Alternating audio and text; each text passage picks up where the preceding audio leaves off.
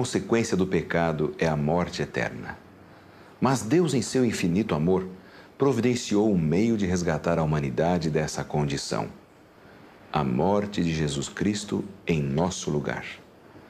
Para que a humanidade não se esquecesse desse plano, o Senhor Deus instituiu um cerimonial em que animais eram sacrificados, simbolizando o futuro sacrifício de Cristo.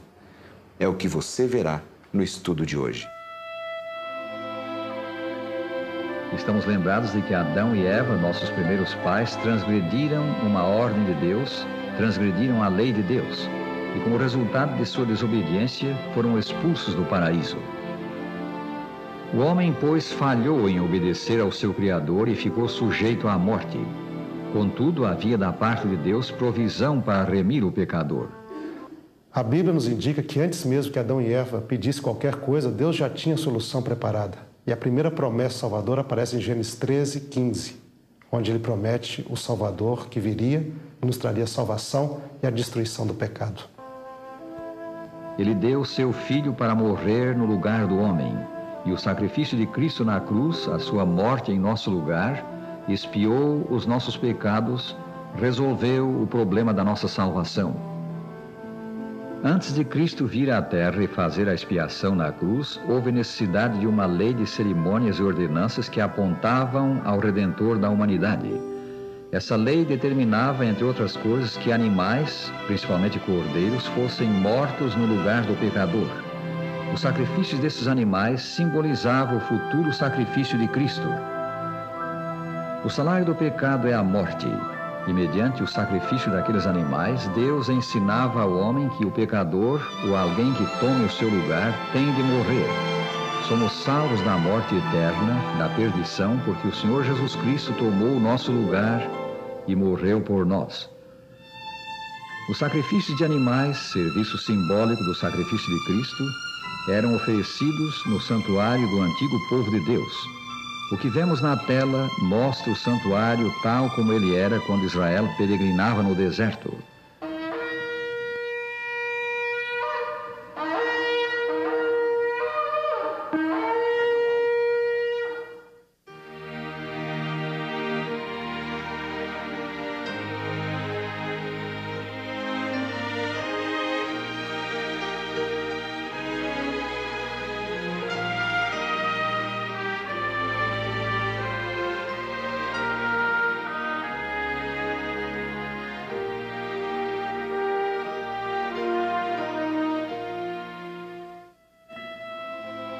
A morte de Cristo no Calvário cumpriu a promessa de Deus de nos dar um Salvador.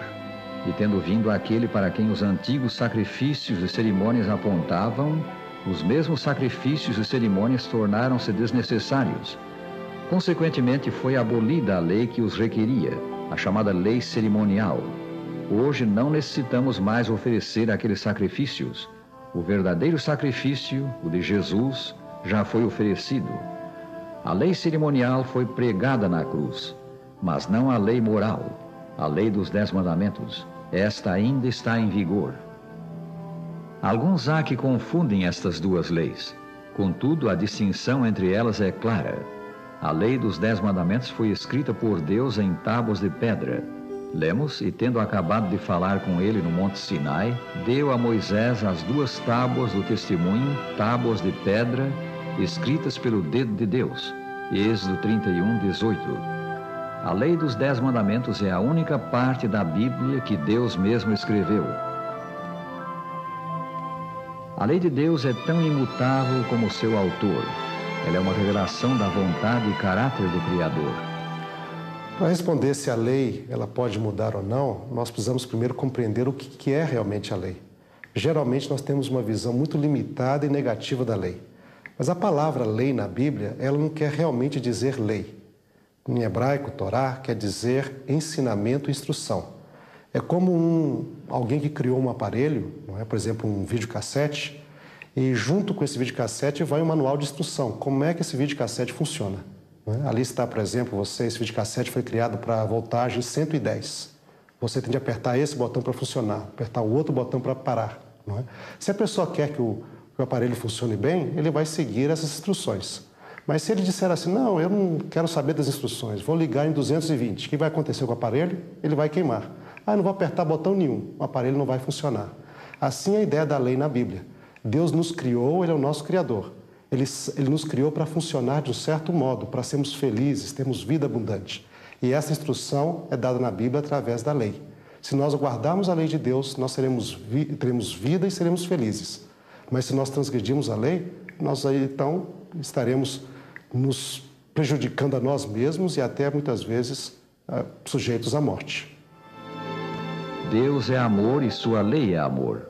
Seus dois grandes princípios são amor a Deus e amor ao próximo. A Escritura diz: o cumprimento da lei é o amor. Romanos 13, versículo 10. A lei cerimonial foi escrita por Moisés num livro, tendo Moisés acabado de escrever integralmente as palavras desta lei num livro. Lemos em Deuteronômio 31, versículo 24. A lei de Deus foi colocada dentro da arca. Nada havia na arca senão só as duas tábuas de pedra que Moisés ali pusera junto a Horeb, quando o Senhor fez aliança com os filhos de Israel ao saírem da terra do Egito. 1 Reis 8, versículo 9. A arca era uma caixa de madeira revestida de ouro e estava no lugar santíssimo do santuário. A lei cerimonial escrita num livro foi posta fora da arca. Moisés ordenou: tomai esse livro da lei e ponde-o ao lado da arca da aliança do Senhor vosso Deus, para que ali esteja por testemunho contra ti. Deuteronômio 31, 26. A lei de Deus é chamada lei real. Se vós, contudo, observais a lei régia, segundo a Escritura, amarás o teu próximo como a ti mesmo, fazeis bem. São Tiago, capítulo 2, versículo 8. A lei cerimonial é chamada lei de ordenanças. Aboliu na sua carne a lei dos mandamentos na forma de ordenanças, para que dos dois criasse em si mesmo novo homem, fazendo a paz. Efésios 2, versículo 15. A lei de Deus foi exaltada e mantida por Cristo. Disse ele: não penseis que vim revogar a lei ou os profetas. Não vim para revogar, vim para cumprir. São Mateus 5, 17. A morte de Jesus demonstrou que a lei de Deus não pode ser abolida. Se fosse possível revogar a lei, o Filho de Deus não precisaria ter morrido. Este tema às vezes parece muito confuso para as pessoas. Elas creem que a lei foi abolida. Mas na Bíblia o que diz que foi abolido foi a condenação da lei, segundo Paulo fala em Romanos. Como compreender isso? Nós poderíamos usar, por exemplo, uma imagem que acho que deixa bem claro. Se eu viajar por uma autoestrada cujo limite de velocidade é 120 por hora, e eu, no entanto, for a 150, um guarda poderá me parar e me dar uma multa, me condenar. Eu transgredi a lei, né? Me dar, então, essa multa, que é a condenação da lei. Eu, no entanto, poderia ter um juiz no tribunal, e justificar: seu juiz, eu estava a 150 km por hora porque eu tinha alguém passando mal no carro e eu deveria chegar rapidamente a um hospital. O juiz, considerando a situação, ele poderia me perdoar a transgressão e tirar, então, a condenação, tirar a multa. Mas a lei dos 120 km ainda continuaria vigente na autoestrada. A mesma coisa acontece na Bíblia. Nós pecamos e deveríamos morrer. Esta é a condenação da lei. Jesus, no entanto, morreu no nosso lugar. Ele aboliu essa condenação. Ele pagou no preço por nós. Então, nós não precisamos mais morrer por nossos pecados. No entanto, a lei continua vigente, visto que aqueles que não aceitam o perdão de Cristo serão julgados por ele no final dos tempos. E um juiz só julga porque existe ainda uma lei. A lei cerimonial foi abolida pela morte de Cristo, foi cravada na cruz.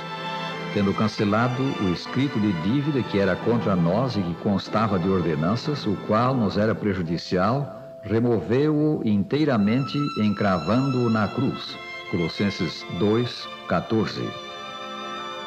Um sinal da abolição da lei cerimonial foi a ruptura do véu do templo de Jerusalém de alto a baixo, dando a entender que era vindo o verdadeiro sacrifício e cessavam os sacrifícios simbólicos.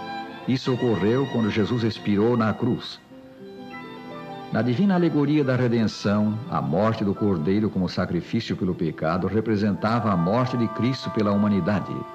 Cristo é o Cordeiro de Deus morto em nosso lugar.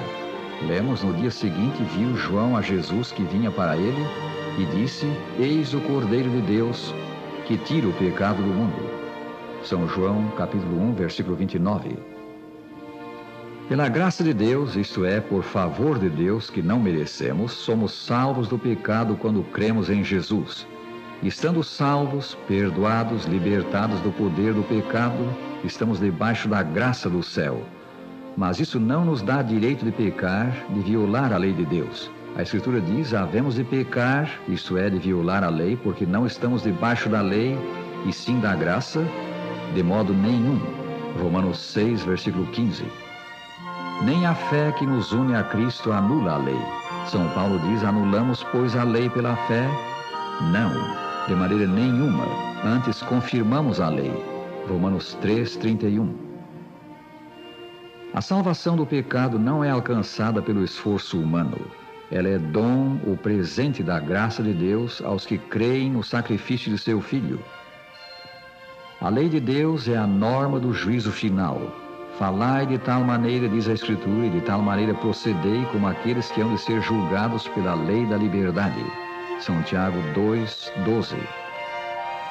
Todos os homens têm de enfrentar o tribunal divino e estar diante do juiz de toda a terra. Os livros que têm o registro de nossa vida serão abertos naquele dia e seremos julgados pela norma moral dos 10 mandamentos. A lei de Deus é a norma da justiça e a justiça divina é eterna. A tua justiça, disse o salmista a Deus, é justiça eterna. Salmo 119, 142. A perpetuidade dos 10 mandamentos foi ensinada por Jesus neste incidente relatado por São Mateus. E eis que alguém, aproximando-se, lhe perguntou: Mestre, que farei eu de bom para alcançar a vida eterna?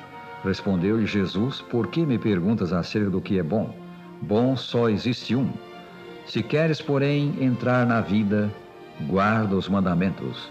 São Mateus 19, 16 e 17. Essas palavras de Jesus ao jovem príncipe mostram que a obediência aos mandamentos de Deus é necessária se queremos ter a vida eterna. Mas lembremos que a obediência aceitável a Deus é fruto da fé em Cristo. É alcançada mediante o poder de Jesus operando em nós. Deus é amor e a sua lei é amor. Quem observa a lei ama a Deus, pois a observância dos 10 mandamentos é a prova de nosso amor para com Ele. Se me amais, disse Jesus, guardareis os meus mandamentos. São João 14, versículo 15. Agora Jesus nos convida a segui-lo, vivendo por sua graça uma vida de inteira obediência. O Senhor Jesus Cristo é o nosso Salvador. Ele tem autoridade para perdoar os nossos pecados e poder para nos libertar deles. Acheguemo-nos a Ele com fé e Jesus nos fará seus filhos, filhos obedientes ao Pai Celeste. Se nos confiarmos a Ele, o Salvador será conosco e possuiremos as infinitas riquezas do céu.